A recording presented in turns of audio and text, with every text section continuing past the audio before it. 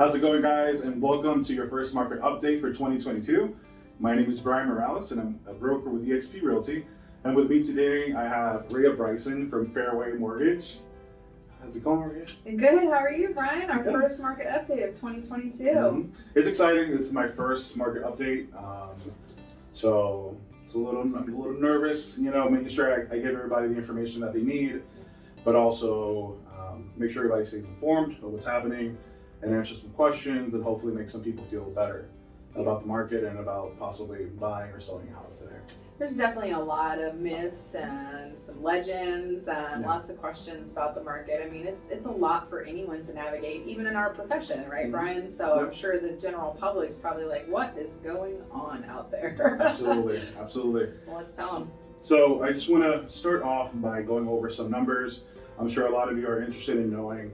So for the Charlotte region, just to go over that a little bit, and the way that we do this normally to start the year, we have to recap what happened last year. So we know more or less where we're going in 2022.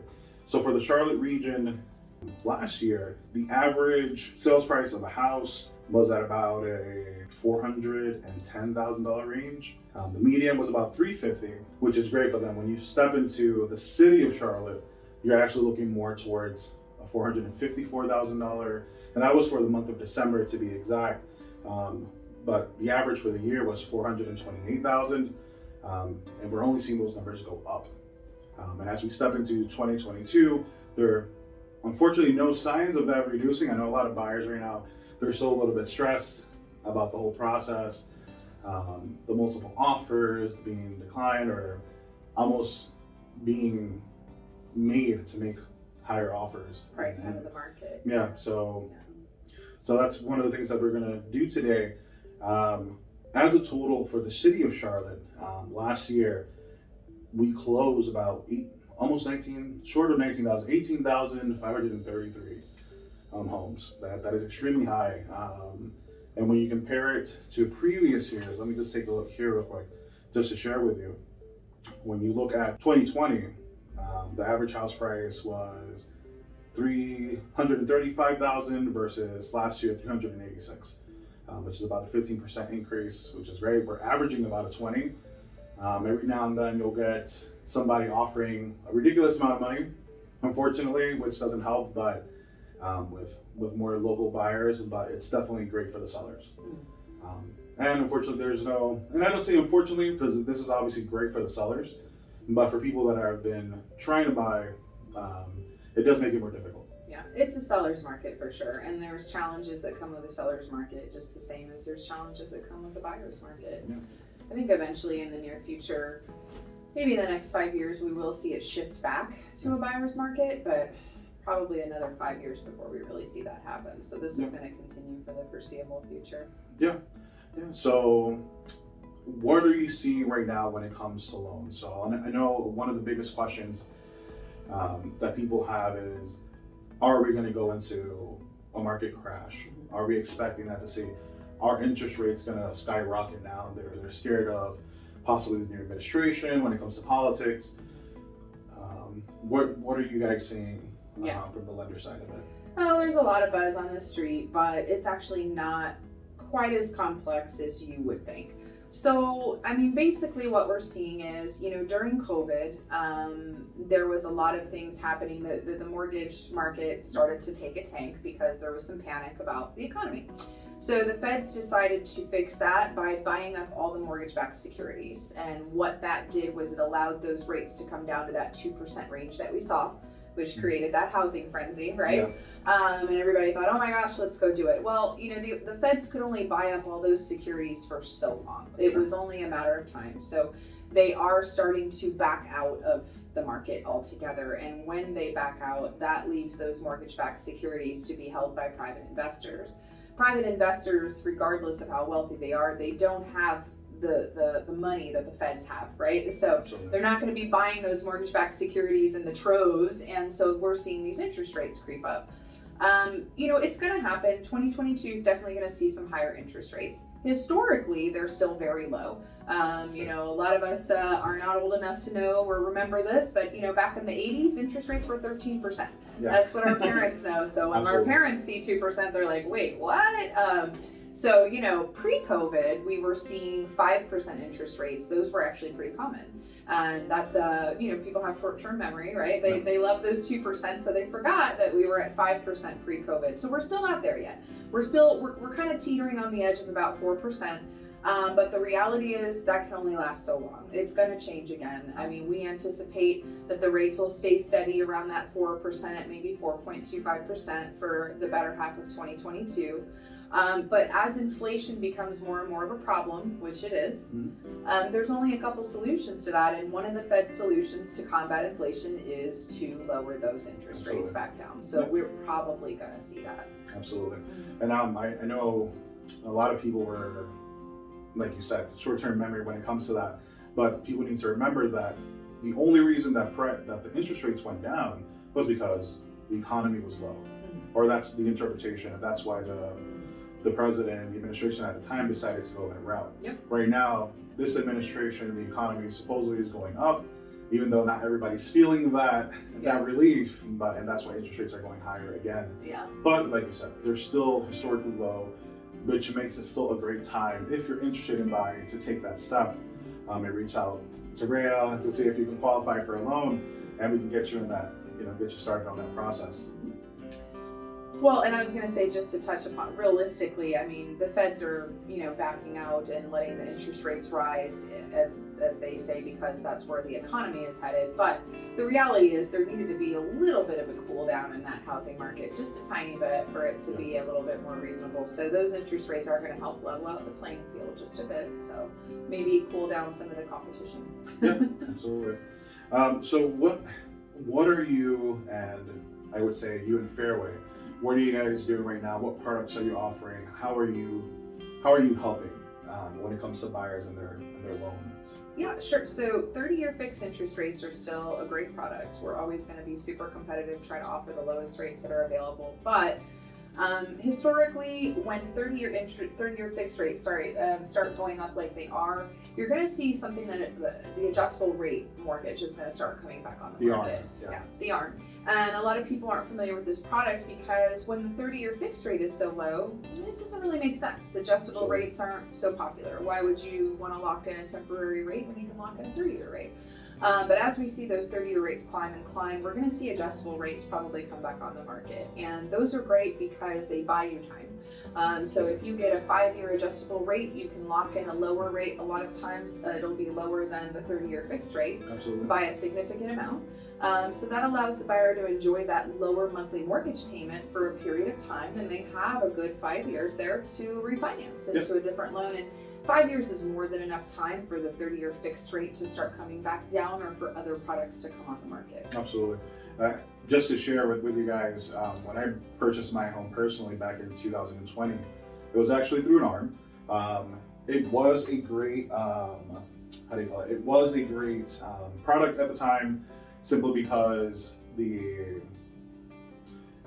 product was 100% financing through the bank that I was using, but the interest rate was higher. That was closer to 5%, but I always knew that, hey, before that 5-year time frame, I knew I was going to refinance. And then 2021 happened, and my home value was almost at $100,000 over what I purchased it for. So I went and I got into a fixed, and it's been a great decision ever since. Yeah, you lowered your payment. You probably got rid of, mortgage insurance, if there was any mortgage insurance there. So there's lots of options. I think, today, especially with those rates having dropped, we see this obsession, over interest rate. And I think that buyers, have been programmed to think that the whole loan should be based on only their interest rate. And there's just so many other factors to consider. Not every product is the same for each person. They have a unique situation. So the important thing to remember when you're getting a mortgage is, how is it best for you to get into the house? Really, in this market, that's the most important piece there, and you can always refinance on the back end, especially if the interest rates are going to come back down, 18 months from now to combat inflation. there's going to be more than enough opportunity for people to refinance into a better loan program. So don't get too fixated on interest rate. Just know that any loan program that you choose is ultimately going to be temporary, and you can always refinance into a better situation. Absolutely. So one thing that I'd like to do with you guys today, and Rhea is definitely is the best person to do this with, is sort of touch on the basics of when it comes to applying for a loan, and especially in this market. As you all know, it is a seller's market, so it is more to the seller's benefit. And the only thing that we've been seeing that's really been kind of negative is, the offering over the asking price, and that's really been a challenge for a lot of people. So we just want to touch on a little bit, just if you already know, great, and if you don't know, this is going to be a great refresher for you, what the process is normally. And we're going to touch on a couple of things that are going to help you win when it comes to making offers during this market, and strategies and programs that we use to get you guys inside the home. Yeah, so you're right. Most buyers are going, well, wait a second, I'm not, independently wealthy. How do I compete in this crazy market? And it's an excellent question. So, things have shifted and changed, and to be frank, us lenders and real estate agents have also had to adapt. So we're not accustomed to a market like this. We've had to very quickly respond and figure out how best to represent our clients. So this is new for us as well, but we're getting the hang of it. Pre-COVID, it was pretty common for you to find a mortgage lender, maybe find a great product, a great interest rate. You were offering a 30 to a 45-day closing time. That was pretty standard, pretty average. You'd probably usually offer whatever the asking price was, maybe a little bit less if there was some room for negotiation. That was the normal housing market pre-COVID. Fast forward to 2020 and 2021, we're in a whole new territory here. So because it's a seller's market, understand that the average home is getting about 20 to 30 offers. A lot of people talk about bidding wars, and I want to touch on that because I think there's some misconception. People think of bidding wars and they think that you're lined up and you're going to have an opportunity to outbid the person that bid you, and it keeps going back and forth, and that's just not the case, unfortunately. It's more like a silent auction. So you have one chance to make your best offer, and whatever that is whatever that is. There are no second chances. And when the agents have, 40 offers in front of them, the sellers, they're going to look at all those and they're going to pick the best one. And if yours is not that offer, it's, too bad, and we move on to the next one. Now, that being said, there's a couple things you can kind of do to stand out. So what are sellers in this market looking for? Try to put yourself in the seller's shoes for just a second. You want top dollar for your house, right? Of course you do. You want to close quickly. You want your money. You don't want to have to wait and hope that the loan goes through. You're probably a little nervous about that because the truth is most lenders are not doing pre-approvals today. Pre-qualifications, unfortunately, are not very solid. They take a quick glance at your credit and go, you have a job? Great. Okay, you're pre-qualified. But the reality is they're not guaranteeing that your loan's going to go through. And a lot of sellers know that as well, and they've seen their buyers fall through a lot, and they're having to put the house back on the market. It's very frustrating for them. Absolutely, yeah. And one thing, at least when it comes to your realtor or your broker, that's very important, is definitely make sure that your broker is reaching out to that listing agent and asking questions, because not always the highest amount is getting chosen. Right. So you definitely want to try to touch and see if you can identify what that seller's motivation is. Sometimes, and we've seen it plenty of times, where they need to get out of the house sooner. So if you're able to get a lender that can get you a 2 to 3 week close, that there alone is going to make the difference in between you just choosing something that was maybe $10,000, $15,000 over versus asking price, but maybe the one that was offering $15,000 over can't close until 30 days. Right. And that has gotten people in, or even a higher due diligence.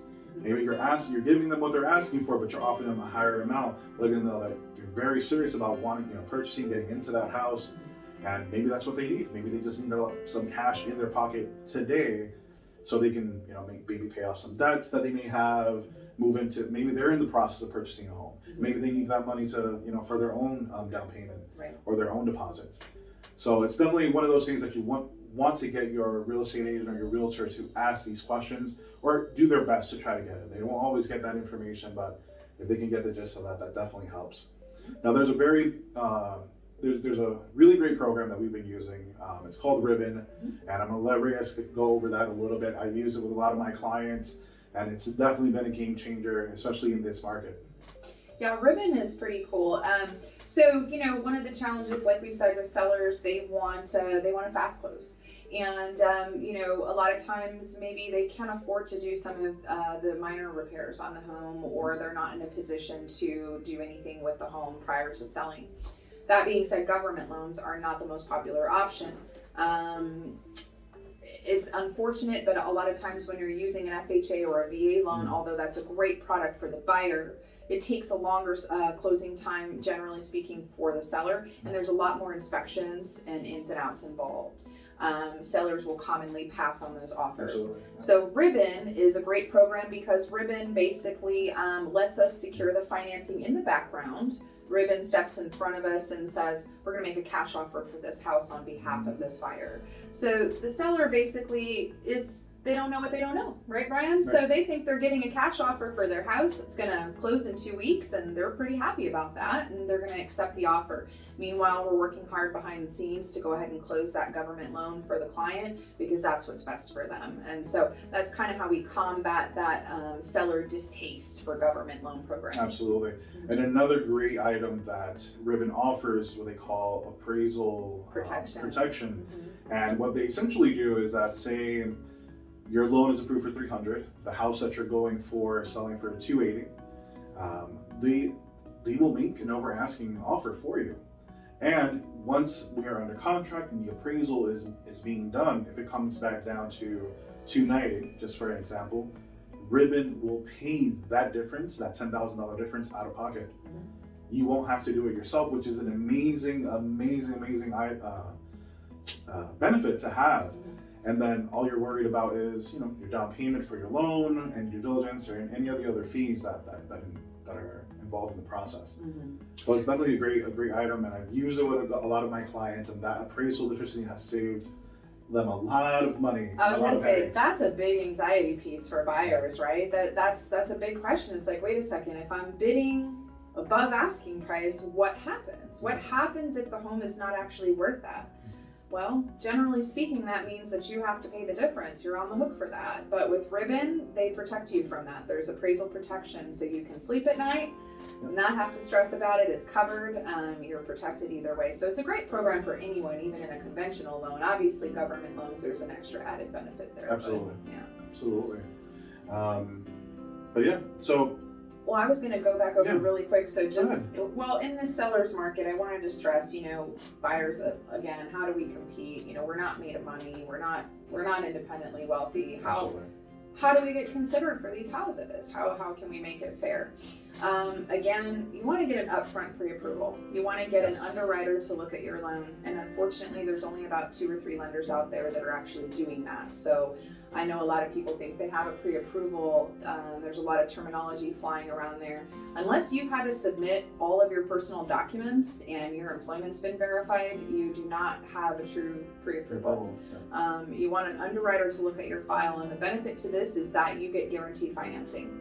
So the person that makes the heavy decisions on the loan is going to give you a big check mark and say, yes, absolutely, we guarantee your loan. It's not going to fall through, go shopping. Absolutely. And I can say that for sellers, that's a really big point. Yeah. Because one thing is for you to be able to say, oh, I'm going to offer you $20,000 over asking, and I've been approved for this amount of loan.